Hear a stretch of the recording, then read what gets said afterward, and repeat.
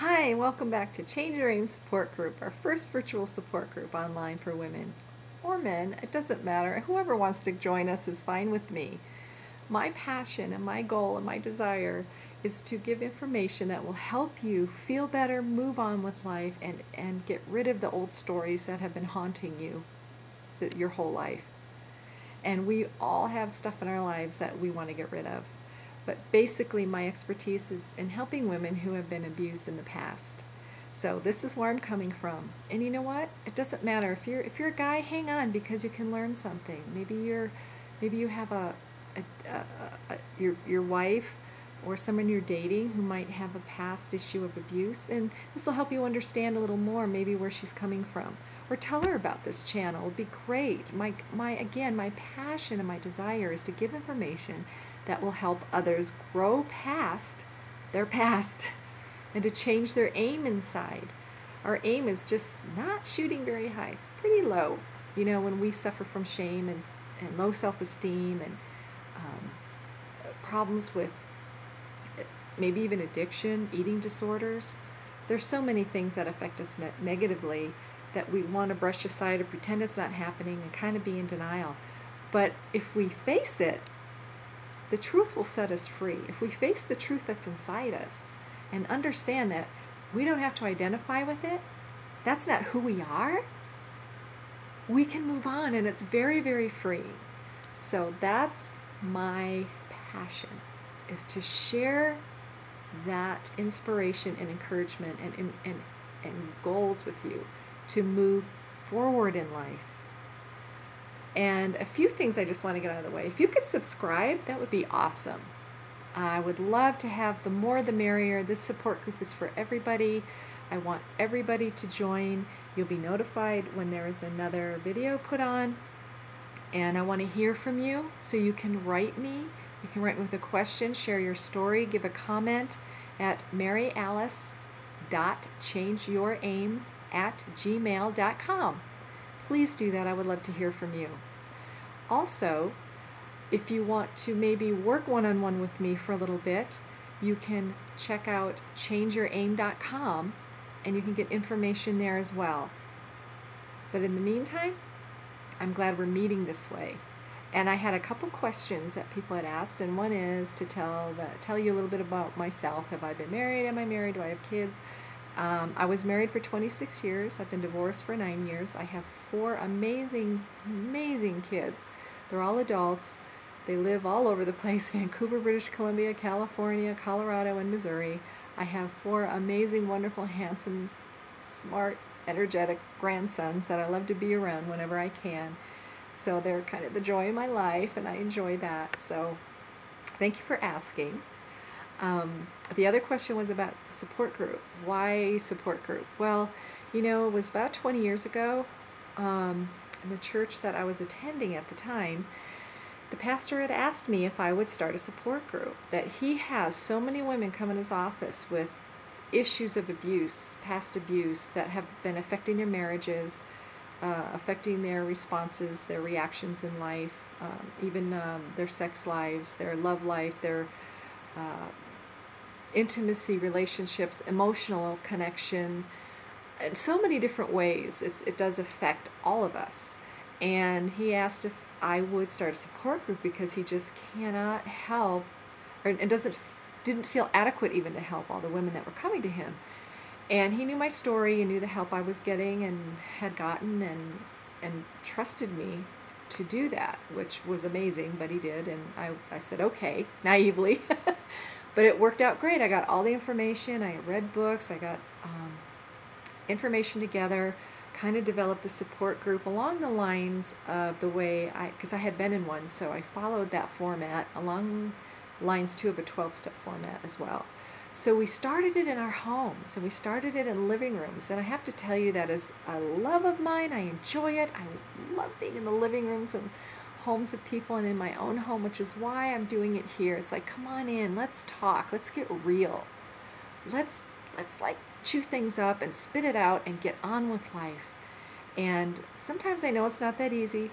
Please know that I know it takes more time for others. Other people may need more therapy they might need medication for a chemical imbalance or whatever. I'm very sensitive to that issue, and believe me, I encourage anybody to get that kind of help that they need. But what I desire is to come alongside and to mentor and to help. It's a passion of mine. It's what I've been doing most of my adult life. And because of technology, I can reach more people. The downside is I don't get to see you and look in your eyes and hear you speak to me. And I would love that. To me, that's one of my passions that technology just can't really get to unless you have like an iChat or Skype or something. And that's wonderful too. That's wonderful too. And maybe perhaps we can meet one-on-one that way, if not in person. It would be my desire.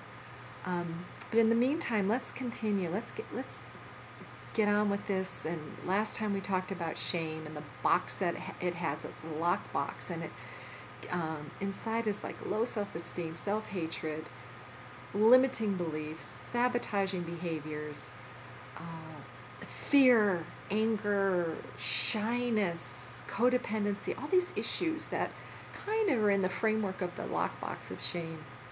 And what we're doing in this process is unlocking that box and just having everything blown out. We're going to blow it out and then replace that box with the light and love of God. I don't know your belief. I don't know what church you go to, synagogue, temple. I don't know. Your relationship with God is special. God wants you to know that God is there. Caring, loving. We are God's hands and feet. If I can be the slightest bit representative of that for you, then I am overjoyed. I am fulfilled.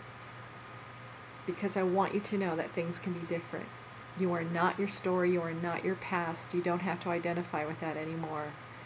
As I explained before, as we were raised, we're young, and our brains are like computers, and they're programmed. You know, we get programmed the way other people tell us to think and feel and whatnot. And some of it's very, very good information, and that's great.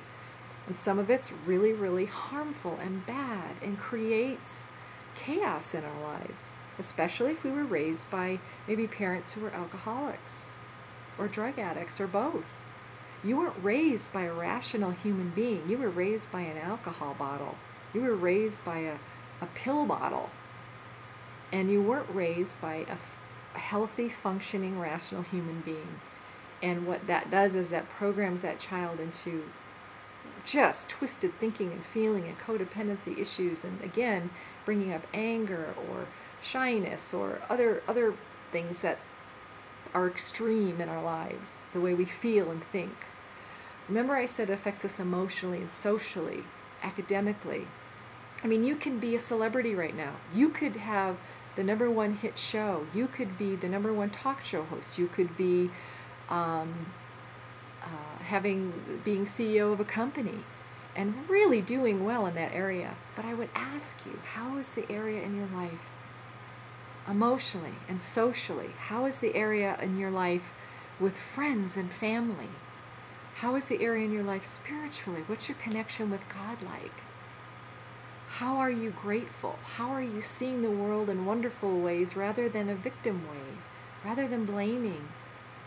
You know, life is really spectacular if you look and see. But when we're programmed in such horrible ways sometimes growing up, we don't always see those good things. We see it through that filter. So this session right now, what we're going to talk about, what I want to bring up is honoring yourself. Last week we talked about dishonor. That was one of the words, dishonor, embarrassment, humiliation. I think I even said dishonor twice. But you know what? We're going to talk about honor. We're going to reverse that. And you're going to honor yourself from this day forward. You are going to honor yourself. And I want you to write about what that means for you. That concept. And no, it's not selfish. I'm not talking about ego and pride and narcissism. I'm talking about honoring yourself and loving yourself for the miraculous creation human being that you are. And it's probably uncomfortable because you've not thought of it that way before. But you are. And you have talents and abilities. And you are so valuable that you need to know that. You have a lot to offer. So let's start thinking about that. in your journals or notebooks, I want you to write about honoring yourself and what that means. Even if it's one thing, even if it's taking 10 minutes, half hour out of the day just for you. Whatever that looks like for you, start at one place, maybe two. Jot down a couple things where you can honor yourself, which in turn I want you to write about honoring others. Who can you honor? Who have maybe your anger or your disrespect or your shyness or whatever has shown dishonor to somebody else? Maybe for a second, just think about how you can honor somebody. Maybe it's the cashier or the waitress or the waiter or whoever's serving you, being a little more kind and appreciative. And then the last thing is I want you to write down at least one thing, if not several, but at least one thing that you're grateful for today. Okay? So how you honor yourself, what that means, how you can start, how you can honor someone else, and also what you're grateful for today. Because there are so many things to be grateful for. There really, really are. And I know if you're on the extreme of just so bogged down and depressed and you can't even think past that, at least you're breathing, you have fresh air, you're breathing. You can be grateful for that, the sun that shines, the seasons we have, the beauty of the earth. Find something, because I know it's there. If not 100 things, at least find one thing, because it's there. And again, I want to encourage you. You are loved, you are cared about, and you can change this. You can change that aim inside you that's pointed down. We can change it up and out, okay? So change your aim, honor yourself, think about what that means. Let me know. Please email me again at maryalice.changeyouraim@gmail.com. I would love to hear from you. Thank you again for joining me. I'll be back soon, and we're going to continue the discussion on value, and we're going to start talking about feelings, because that's very important. Take care, and God bless. Have a good day.